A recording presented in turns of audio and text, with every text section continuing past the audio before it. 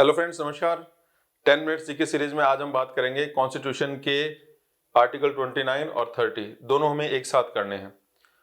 संविधान का अनुच्छेद 29 और 30 मौलिक अधिकारों के अंतर्गत है और ये सांस्कृतिक अधिकार यानी कल्चरल राइट्स टाइटल से जाने जाते हैं। आर्टिकल 29 और 30 हम एक साथ इसलिए कर रहे हैं क्योंकि इनकी जो विषय वस्तु है, इनका जो सब्जेक्ट मैटर है वो काफी मिलता जुलता है। तो अलग अलग करने से जो है इसमें तारतम्यता नहीं बैठेगी और हमारे जो कंसेप्ट है वो क्लियर नहीं होंगे। छोटे से आर्टिकल हैं, बहुत ज्यादा क्वेश्चन इस पे नहीं आते हैं, लेकिन जो कि हमें पूरा संविधान करना है शॉर्ट में, तो हम इसको समझने का प्रयास करते हैं। आर्टिकल 29 जो है कल्चरल और एजुकेशनल राइट है, यानी सांस्कृतिक और शैक्षणिक अधिकार। तो ये आर्टिकल समझने से पहले हमें दो तीन बातें समझनी आवश्यक है। पहला ये कि इस तरह के अधिकार बहुत कम देशों के संविधान में देखने को मिलते हैं। भारत एक तरह से इसका अपवाद है। उसका एक बहुत बड़ा कारण यह है कि भारत को ये माना जाता है कि यहाँ पे विभिन्न संस्कृतियों के लोग, विभिन्न सांस्कृतिक समुदाय जो है एक साथ रहते हैं। एक तरह से पैरेलल उनका को एग्जिस्टेंस है और वो भी कॉन्जेनियल और हार्मोनियल रूप में एक दूसरे के साथ रहते हैं। तो वैसे में ये बहुत आवश्यक हो जाता है कि संविधान में ऐसे प्रावधान किए जाए जो इस बात को सुनिश्चित करे कि प्रत्येक व्यक्ति की सांस्कृतिक जो पहचान है वो अपने आप में सुरक्षित रहे और उसे एक संपूर्ण स्वतंत्रता का वातावरण मिले जिसमें समानता का भी पुट हो। तो इसकी अगर पृष्ठभूमि में देखें कि सांस्कृतिक और शैक्षणिक अधिकार जो है वो भारत में दिए गए हैं लोगों को, और इसी आर्टिकल में भारत में माइनॉरिटीज को भी पहचाना गया है।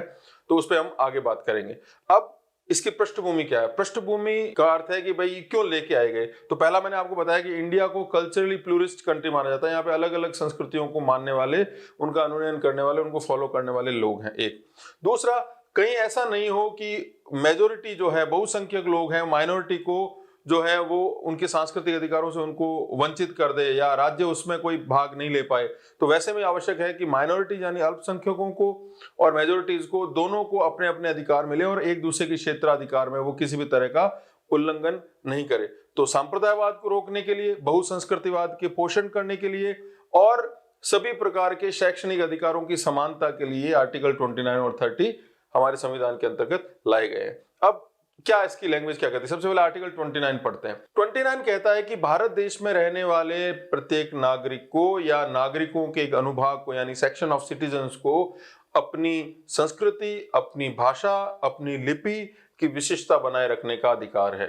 ये 29(1) है। Article 29 says any section of the citizen residing in the territory of India or any part thereof having a distinct language, script or culture of its own shall have the right to conserve the same.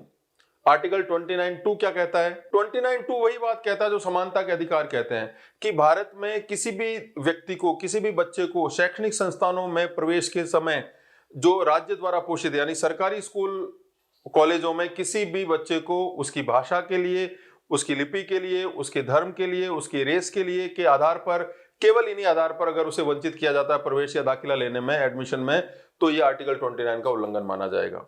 यानी सभी व्यक्तियों को शैक्षणिक संस्थानों में प्रवेश की समानता का अधिकार है। 29(2) No citizen shall be denied admission into any educational institution maintained by the state or receiving aid out of state funds on grounds only religion, race, caste, language or any of them.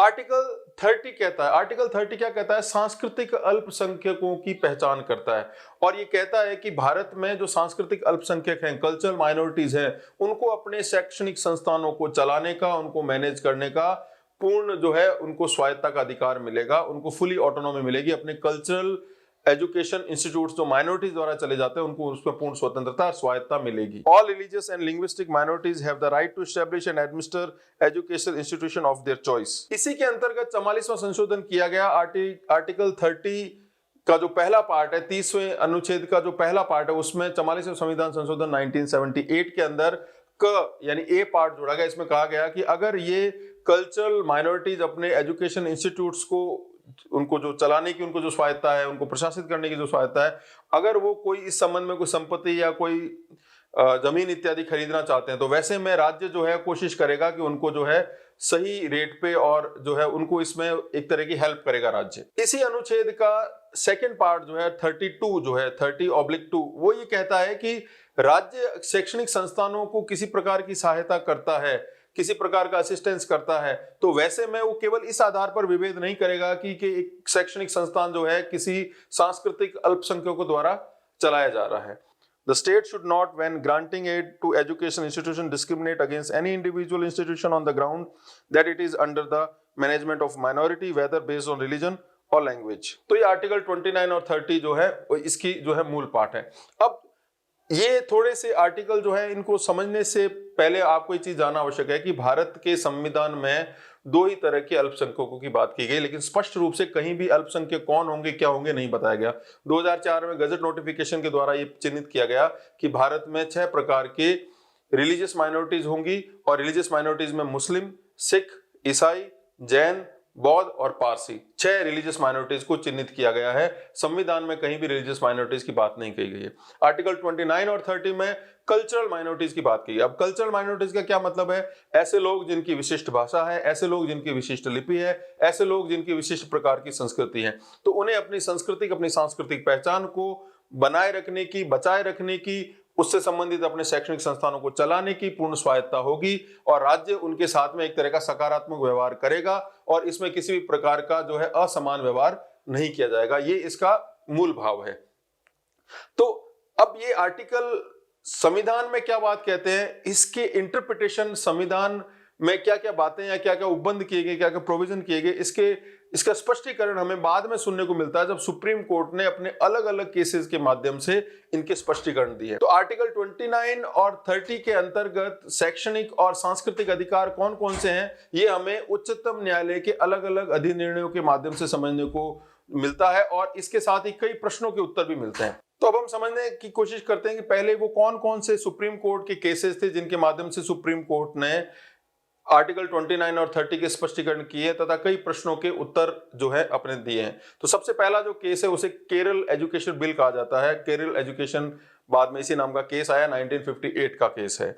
इसके बाद में 1992 का Saint Stephen college case है, जिसमें 4 न्यायाधीश बैठे और उन्होंने आर्टिकल 29 और 30 का स्पष्टीकरण दिया। इसके बाद का केस है 2002 का टी.ए. पाई फाउंडेशन केस, जिसमें 11 जजों की बेंच बैठी, और ये एक बहुत बड़ी संवैधानिक पीठ थी जिसने आर्टिकल 29 और 30 का स्पष्टीकरण दिया है। फिर 2013 का Islamic academy of education versus state of Kerala case है जो 2013 का है। इसमें 5 जजों की बेंच बैठी। 2005 का केस है PA Inamdar versus state of Maharashtra, जिसमें 7 जजों की बेंच बैठी। तो ये 5 ऐसे केस हैं सुप्रीम कोर्ट के जिन्होंने आर्टिकल 29 और 30 के एक्सप्लेनेशन दिए अपने अलग अलग अधिनिर्णयों द्वारा, अलग अलग वर्डिक्ट के द्वारा। इस संबंध में पहला जो केस है वो कि कौन लोग माइनॉरिटी में माने जाएंगे, किसे अल्पसंख्यक माना जाएगा, किसी भी वर्ग को अल्पसंख्यक कहा जाना, उसकी क्या कसौटियां होंगी, उसके क्या बेंचमार्क होंगे, उसके क्या डिटर्मिनेंट होंगे। तो इससे रिलेटेड 2 केस है, एक है टी.ए. पाई केस और दूसरा जो है वो है पीए इनामदार केस। इन दोनों ही केसेस में सुप्रीम कोर्ट ने जो बातें कही है वो 3 बातें हमें याद रखनी चाहिए। पहला, अल्पसंख्यक का दर्जा राज्य देगा।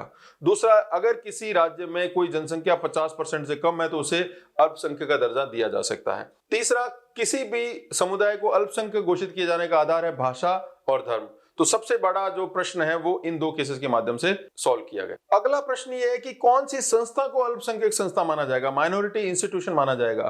तो पीए इनामदार के केस में इसकी भी 2 कसौटियां मानी गई। पहला कि वो संस्था उस अल्पसंख्यक वर्ग की संस्कृति को जो है संरक्षित करने का प्रयास करती हो। दूसरा, वो संस्था जो कि उसकी शिक्षा की वृद्धि के लिए, उसके उन्नयन के लिए, एजुकेशन अपलिफ्टमेंट के लिए उस पर्टिकुलर सेक्शन के लिए काम करती हो। तीसरा प्रश्न ये उठता है कि जो शैक्षणिक संस्थान आर्टिकल 30 में जिनकी बात कही गई है, उन शैक्षणिक संस्थानों में क्या टेक्निकल एजुकेशन इंस्टीट्यूशंस भी आएंगे, तकनीकी शैक्षणिक संस्थान भी आएंगे, जैसे इंजीनियरिंग के, मेडिकल के और अलग अलग प्रकार के टेक्निकल इंस्टीट्यूशन। तो टीएम पाई केस में सुप्रीम कोर्ट ने यह बोला है कि इसके अंतर्गत केवल जो बेसिक इंस्टीट्यूशन नहीं आएंगे, साथ में तकनीकी संस्थान भी लिए जाएंगे। अगला प्रश्न ये उठता है कि autonomy of cultural education institution जो हैं उनकी ऑटोनॉमी किस प्रकार से होगी। तो इसमें भी सुप्रीम कोर्ट के अलग अलग बाद में बताया गया है कि ऐसे एजुकेशन इंस्टीट्यूट्स जो हैं उन एजुकेशन इंस्टीट्यूशन में, शैक्षणिक संस्थानों में क्या पढ़ाया जाएगा, पढ़ाने के अलावा एक्स्ट्रा करिकुलम एक्टिविटीज क्या होगी, कौन पढ़ाएंगे, उनका रेगुलेशन कैसा होगा, उसका ऑर्गेनाइजेशन स्ट्रक्चर कैसे चलेगा, उसकी फीस कितनी होगी, ठीक है। और इसके अलावा अगर कोई और भी संपत्ति का अर्जन करते हैं, इन सब से संबंधित उनको स्वायत्ताएं और स्वतंत्रताएं मिलेगी। एक और प्रश्न भी उठता है कि इस तरह के कल्चरल एजुकेशन जो इंस्टीट्यूट्स हैं या कल्चरल माइनॉरिटी के शैक्षणिक संस्थान हैं, उनमें एससी, एसटी, ओबीसी इत्यादि को रिजर्वेशन मिलेगा या नहीं मिलेगा। तो पीए इनामदार केस में सुप्रीम कोर्ट ये कहता है कि जो माइनॉरिटीज के इंस्टीट्यूशन है जिनको राज्य पैसा दे रहा है, यानी स्टेट द्वारा फंडेड है, उसमें एससी, एसटी, ओबीसी को जो है उसी प्रोपोर्शन में रिजर्वेशन दिया जा सकता है। लेकिन जो स्टेट फंडेड नहीं है, जो ये माइनॉरिटीज खुद चला रहे हैं, तो उनमें ये बाध्यता लागू नहीं होती, उनके लिए कंपलसरी नहीं होगा। एक प्रश्न बार बार ये भी आता है कि एजुकेशन इंस्टीट्यूशन की स्वतंत्रता, उन्हें स्थापित करने की स्वतंत्रता, उनको मैनेज करने की स्वतंत्रता क्या केवल भारत में अल्पसंख्यक वर्ग को ही है? ऐसा नहीं है। सुप्रीम कोर्ट ने अपने अलग अलग वाद में कहा है कि भारत के प्रत्येक नागरिक को अपनी आजीविका का अधिकार है। आर्टिकल 19 में उसका अधिकार दे रखा है। वो अपनी आजीविका अगर चलाना चाहता है, उसके लिए स्कूल स्टैब्लिश करना चाहता है, उसको फुल स्वतंत्रता, फुल स्वायत्ता है। यहाँ पर जो आर्टिकल 29 और 30 है, वो केवल माइनॉरिटीज के एजुकेशन इंस्टीट्यूशंस की ऑटोनॉमी की बात करते हैं। तो ये मूल बातें हैं आर्टिकल 29 और 30, जिसमें भारत में सांस्कृतिक विभिन्नता, सांस्कृतिक विविधता को मद्देनजर रखते हुए ये आर्टिकल लाए गए, उनसे संबंधित अधिकार दिए गए हैं।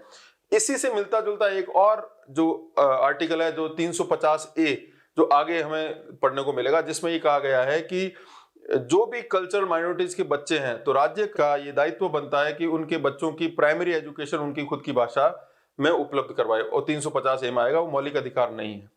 तो ये जो मूल बात हमें यहाँ पे समझने की वो ये है कि हमारे कॉन्स्टिट्यूशन के पार्ट 3 के अंदर संस्कृति से संबंधित और उनके शैक्षणिक संस्थानों से संबंधित विशिष्ट अधिकार हैं आर्टिकल 29 और 30। आज के लिए इतना, शुक्रिया।